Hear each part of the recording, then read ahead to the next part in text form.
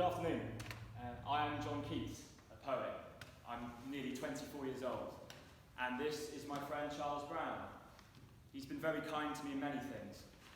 We've been lodging together in Hampstead, and I've found that those who live together have a silent moulding and influencing power over each other. They interassimilate.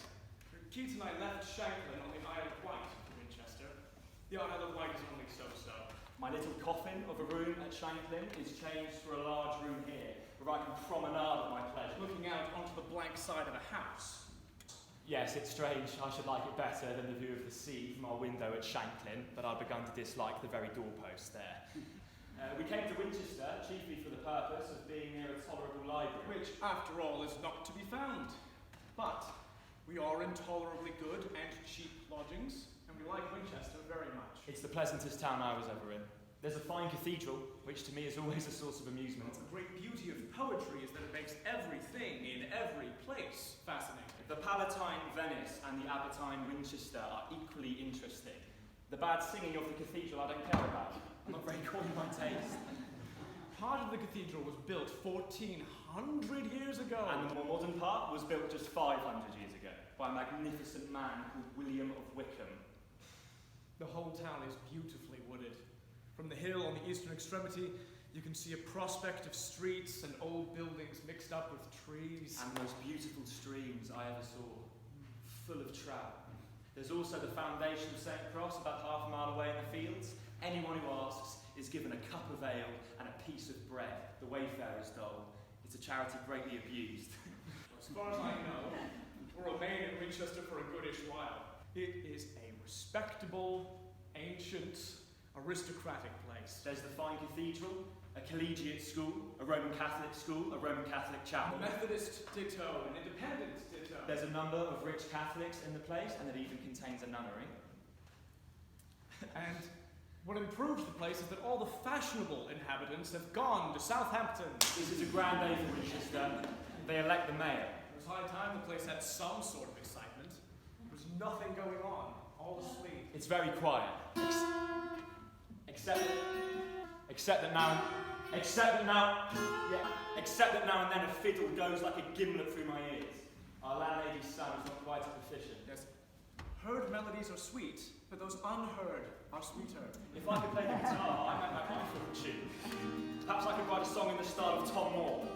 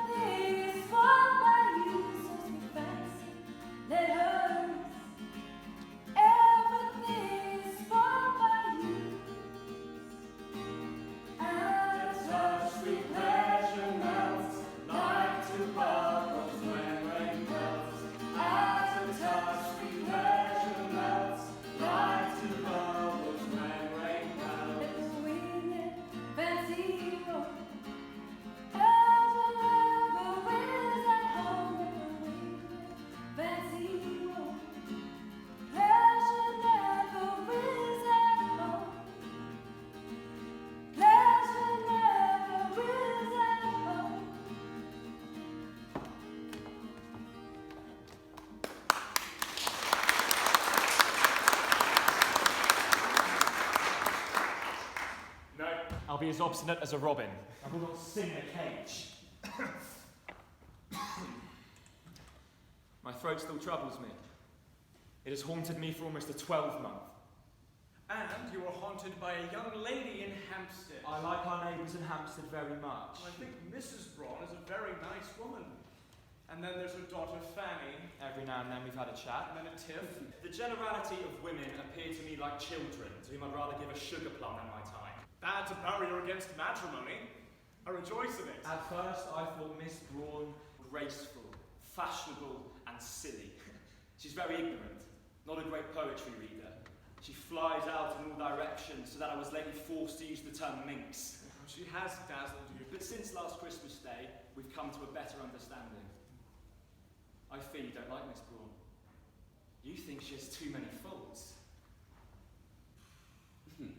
Every lover admires his mistress, though she's deformed, ill-favoured, bald, pimpled, goggle-eyed like a squished cat. Yet if he loves her, he takes no notice of any such imperfections of body or mind. I'd give my favourite lead to have written such a speech in a play.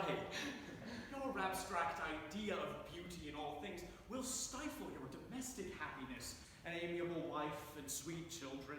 The roaring of the wind must be your wife, and the stars your children. Tender is the night, and happily the queen moon is on her throne, clustered round by all her starry fames. My ode to a nightingale. Ode to a nightingale is very fine. You've been in the most diligent use of your faculties. I have great hopes of success with the tale of Lamia, half woman, half serpent. She was a Gordian shape of dazzling hue, striped like a zebra, freckled like a pard. There's a sort of fire in it that must take hold of people and give them either pleasant or unpleasant sensations. What they want is sensation of some sort. It's the opinion of my friends that I'll never be able to write a scene. I think the little dramatic skill I have would be sufficient for a poem. 2 or 3 such poems will nerve me up to writing a few fine plays, my greatest ambition. When you feel ambitious, you never pass a day without scrawling out some blank verse or tagging some rhymes. Give me women, wine, and snuff until I cry out, hold, enough! I've written 1,500 lines within these 2 months. I'm afraid I've dashed them off in a hurry, straining at particles of light in the midst of the great darkness. Spending your time reading, writing, and fretting. The last one I intend to give up and stick to the other 2. I'd give a guinea if you were a reasonable man with a good sound sense. A says what he thinks and does what he says sort of man who does not take snuff. I'm more and more convinced that fine writing, next to fine doing, is the top thing in the world. I feel every confidence that if I choose, I may be a popular writer. I consider people as debtors to me for verses, not myself to them for admiration, which I can do without. Just as I'm humbled by the genius above my grasp, so I look with hatred and contempt upon the literary world. This is not wise. If you're filled with hatred, you cannot be wise. I'm not a wise man. I dislike equally the favour of the public with the love of a woman. They're a cloying treacle to the wings of independence. I've met some women who'd like to be married to a poem and given away by a novel. Nothing strikes one so forcibly with the sense of the ridiculous as love. A man in love cuts the sorriest figure in the world. Strange when I know the poor fool is really in pain. I've tried to reason against the reasons of my love. I can do that no more. The pain would be too great. So almost in spite of myself, I've written to Fanny, my bright star. I'll receive her letters more readily here in Winchester. But now I seem to see her through a mist. I'm plunged into imaginary interests, and they make me unlover-like and ungallant. My heart seems made of iron, and I can use no soothing words to her. My mind's heaped to the full, stuffed like a cricket ball. If I strive to fill it more, it will burst. When I have fears that I may cease to be before my pen has gleamed my teeming brain, before high pilot books in charactery hold like rich garners the full ripened grain. When I behold upon the night's starred face huge cloudy symbols of a high romance, and think that I may never live to trace their shadows with the magic hand of chance. And when I feel, fair creature of an hour, that I shall never look upon thee more, never have relish in the fairy power of unreflecting love, then on the shore of the wide world I stand alone and think, till love and fame to nothingness do sink. But whenever I find I'm growing vaporish, I rouse myself, wash, and put on a clean shirt, brush my hair and clothes, tie my shoestrings neatly. Then, all clean and comfortable, you sit down to write. Imagine me now here, now there, now with one foot pointed at the ceiling, now with another, now with my pen on my ear, now with my elbow in my mouth. It would be a great delight to know in what position Shakespeare sat when he began to be or not to be. I've got rid of my haunting sore throat, and I conduct myself in a manner not to catch another. The delightful weather we've had these last 2 months is the highest gratification. No chilled red noses, no shivering. And a fair atmosphere to think in, and a clean towel, and a basin of clear water to drench one's face 10 times a day. No need of too much exercise. A mile a day is quite sufficient. And just last year we walked almost 600 miles on our Scottish tour. 1, 2, 3, 4. There was a naughty boy, and a naughty boy was he. He ran away to Scotland, the people for to see. He took in his knapsack a book full of vowels and a shirt with some towels, and followed his nose to the north, to the north, to the north, and followed his nose to the north.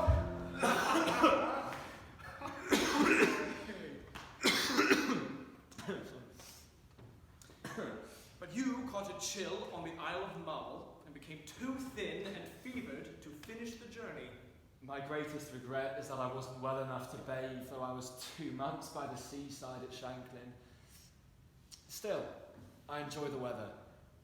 I adore fine weather as the greatest blessing I can have.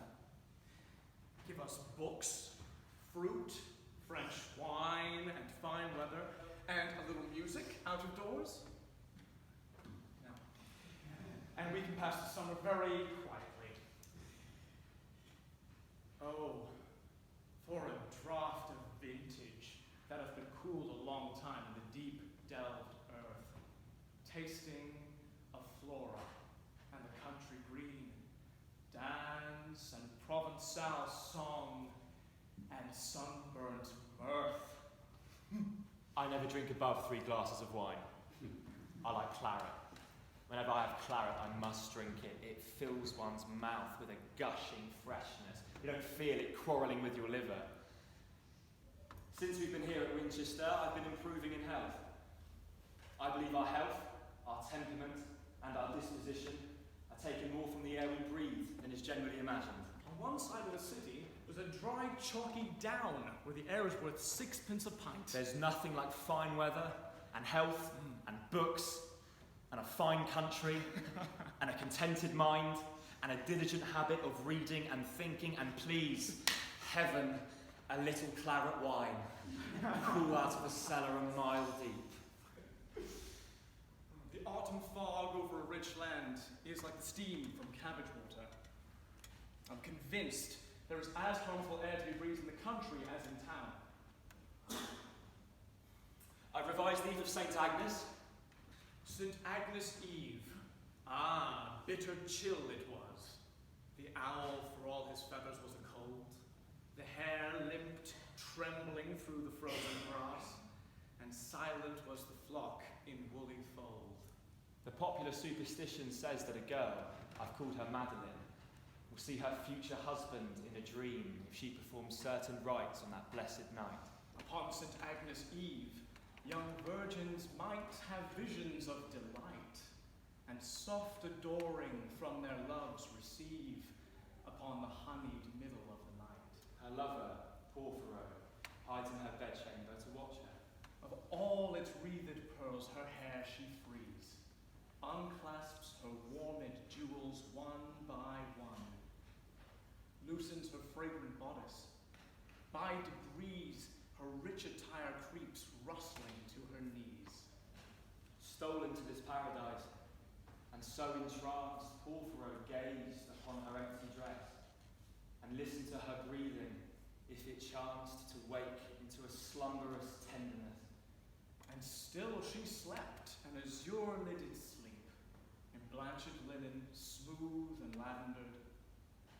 He took her hollow lute, tumultuous, and in chords that tenderest be, He played an ancient ditty, long since mute, in Provence called La Belle Dame sans Merci. Her eyes were open, but she still beheld, now wide awake, that vision of her sleep, at which fair Madeline began to weep, and moaned forth witless words with many a sigh. Beyond a mortal man, impassioned far, at these voluptuous accents he arose, ethereal, flushed, and like a throbbing star seen mid the sapphire heaven's deep repose. Into her dream he melted, as the rose blended its odour with the violet. Solution sweet. Meantime, the frost wind blows like love's alarum, pattering the sharp sleet against the window panes. St. Agnes' moon has set, and they are gone. Aye, ages long ago, these lovers fled away into the storm. Taylor, my publisher, is unimpressed with it. He thinks it's not fit for ladies, not even to be mentioned to them. But there are no improper expressions in it. I don't want ladies reading my poems. I write for men. He'll never publish anything that can be read only by men. He'll have to send it elsewhere. One of my ambitions is to make as great a revolution in modern dramatic writing as Edmund Kean has done in acting.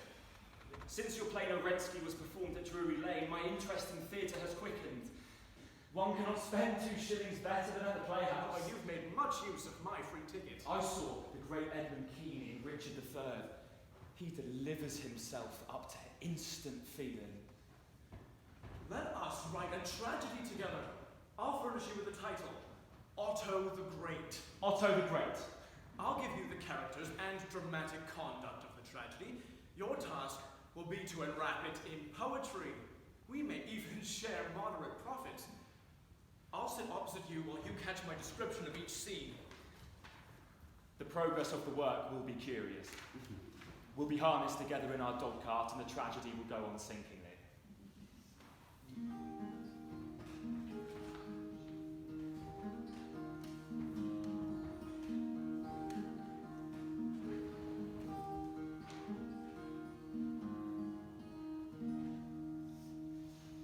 Four acts are completed. Now, I'll give you all the events that occupy the 5th act. No. Too many of the incidents are humorous or melodramatic. Perhaps you should introduce an elephant for dramatic effect. That may be a joke, but I'll give it serious consideration.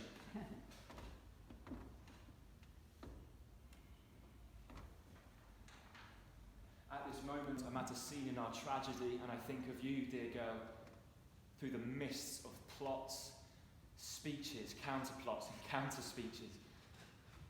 Ludolf, the lover in our play, is madder than I am. I'm nothing to him. He has fire double distilled in his heart. Oh, wretched woman, lost, wrecked, swallowed up, accursed, blasted, O thou, golden crown, orbing along the serene firmament of a wide empire like a glowing moon, and thou, bright sceptre, lustrous in my eyes, must I leave thee to melt in the visionary air? Oh, the heavy day!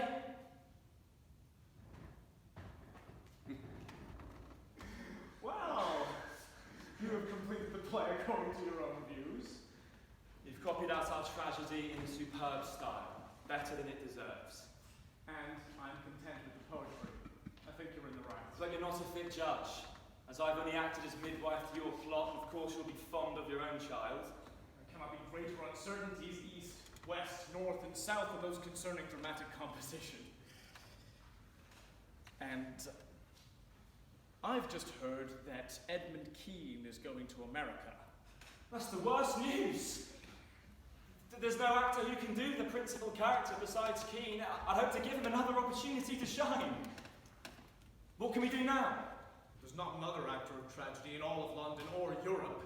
The Covent Garden Company is execrable. Young is the best among them, and he's a ranting, coxcombical, tasteless actor, a disgust, a nausea, and yet he's the very best after Kean. Actors are a set of barren asses. I believe Otto is a tolerable tragedy. Our Covent Garden has a great chance of it being damned. But now, the report runs in favour of Keats stopping in England. If he stays, I have confident hopes of our tragedy. If he invokes the hot-blooded character of Ludolf, and he's the only actor that can do it, he will add to his own fame and improve my fortune. If it succeeds, it will lift me out of the mire of a bad reputation which is continually rising against me. My name of the literary fashionables is vulgar. I'll send Otto the Great to Elliston at Drury Lane. I've turned vegetarian to purge my mind and body. A moment ago, I was writing with one hand and with the other holding to my mouth a nectarine. God, how fine. It went down soft, pulpy, slushy, oozy. It melted down my throat like a large beatified strawberry. Good news, Elliston has accepted our tragedy for next season at Drury Lane. As he hasn't rejected our tragedy, I shan't call him a fool, but as he wishes to put it off till next season, I can't help thinking him little better than a knave. Wait for the issue of this tragedy? No! Perhaps we should give it another furbish and try it at Covent Garden. It would do one's heart good to see Macready as Ludolf. My reliance was on Keane's acting. I'm afraid it will be damned at Covent Garden.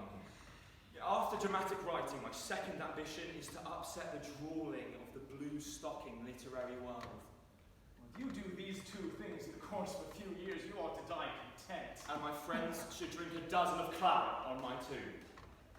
Oh, for a beaker full of the warm south, full of the true, the blushful Hippocrene, with beaded bubbles winking at the brim and purple stain-ed mouth. Some people think I've lost that poetic ardour and fire I once had. Perhaps I have. But I hope I shall substitute a more thoughtful and quiet power. I'm more frequently contented to read and think. But now and then I'm haunted with ambitious thoughts. You're quieter in your pulse, improved in your digestion, exerting yourself against vexing speculations, yet scarcely able to write the best verses for the fever they leave behind. It's the only state for the best sort of poetry. That's all I care for. All I live for. How fevered is that man who cannot look upon his mortal days with temperate blood? Banish health, and banish all the world. Now the time is beautiful. I take a walk every day for an hour before dinner. I go out the back gate, cross one street, into the cathedral yard, which is always interesting. Under the trees, along a paved path past the beautiful front of the cathedral, turn under a stone doorway, then I'm on the other side of the building. Next, through two college-like squares, garnished with grass and shaded with trees. Through one of the old city gates, I'm in College Street, through which I pass, and at the end, crossing some meadows, I arrive at the foundation of St. Cross, which is a very interesting old place, both for its Gothic tower and arms square. Then I pass St. Cross meadows till I come to the most beautifully clear river. How beautiful the season is now. How fine the air. There's a temperate sharpness about it. I never liked the stubble fields as much as now. Yes, better than the chilly green of spring. Somehow the stubble plain looks warm. It struck me so much on my Sunday's walk that I composed upon it. Season of mists and mellow fruitfulness, close bosom friend of the maturing sun, conspiring with him how to load and bless with fruit the vines that round the thatch eaves run, to bend with apples the mossed cottage trees, fill all fruit with ripeness to the core, to swell the gourd and plump the hazel shells with a sweet kernel, to set budding more and still more later flowers for the bees,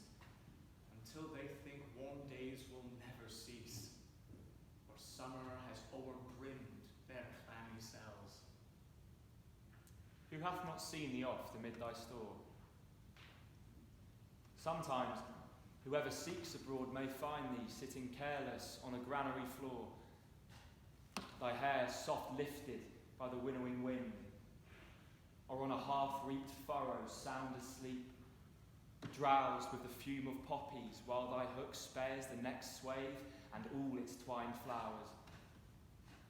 And sometimes like a gleaner dost thou keep steady thy laden head across a brook, or by a cider press with patient look thou watchest the last oozings, hours by hours.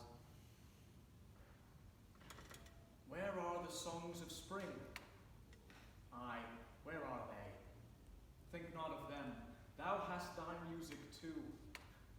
While barred clouds bloom the soft dying day, and touch the stubble plains with rosy hue, then, in a wailful choir, the small gnats mourn among the river sallows, borne aloft or sinking as the light wind lives or dies.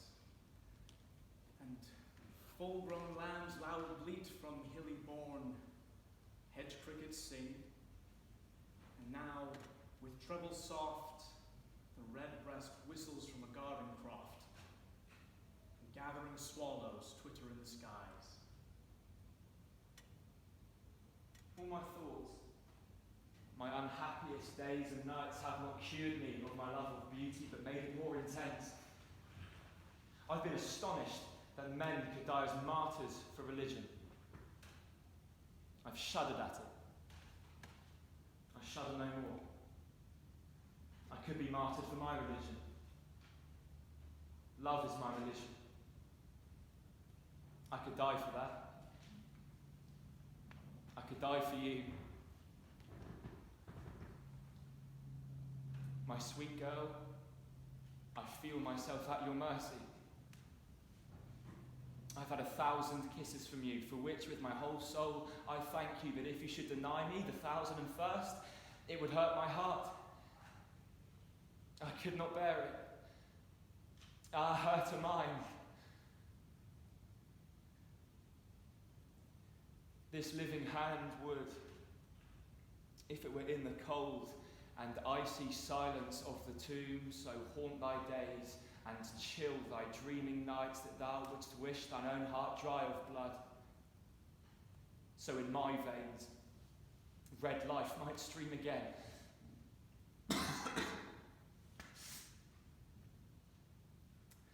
I've been caught in rains that occasioned my last sore throat.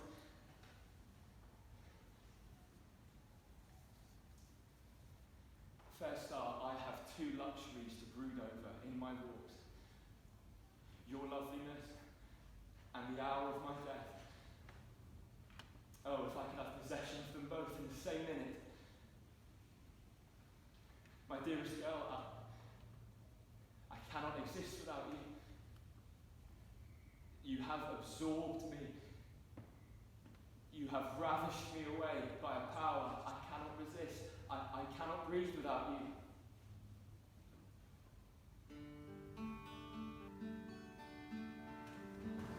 Oh, what can ail thee, knight at arms, alone and palely loitering? The sedge has withered from the lake, and no birds sing. Oh, what can ail thee, knight at arms, so haggard and so woebegone? Squirrel's granary is full, the harvest's done. I see a lily on thy brow, with anguish moist and fever dew. And on thy cheeks a fading rose fast withereth too. I met a lady in the mead, full beautiful, a fairy's child. Her hair was long, her foot was light, and her eyes were wild. I made a garland for her head, and bracelets too, and fragrant zone. She looked at me as she did love, and made sweet moan. I set her on my pacing steed, and nothing else all day long. For sidelong would she bend and sing a fairy's song. She found me roots of relish sweet, and wild, and manna dew. And sure, in language strange, she said, I love thee true.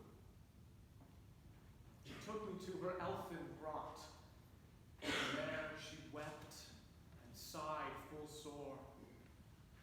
And there I shut her wild, wild eyes with kisses for. And there she lulled me asleep, and there I dreamed. Ah, woe betide. The latest dream I ever dreamt, on the cold hillside I saw pale kings, and princes too. Pale warriors, death pale were they all. They cried, the beldam sun's mercy hath thee in thrall. I saw their starved lips in the gloam, with horrid warning gaped wide, and I awoke and found me here, on the cold hillside. And this is why I sojourn here, alone and palely loitering, though the sedge is withered from the lake, and no birds sing.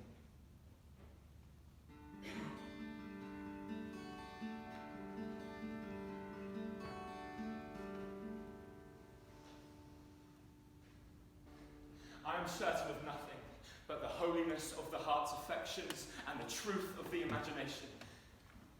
I have left no immortal work behind me, nothing to make my friends proud of my memory, but I have loved the principle of beauty in all things, and if I had time, I would have made myself remembered.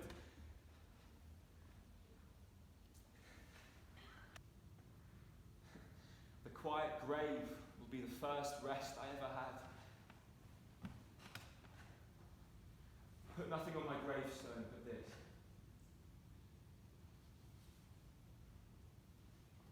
Here lies one whose name was writ in water.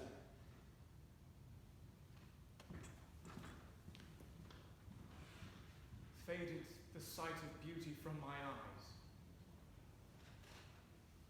Faded the shape of beauty from my arm.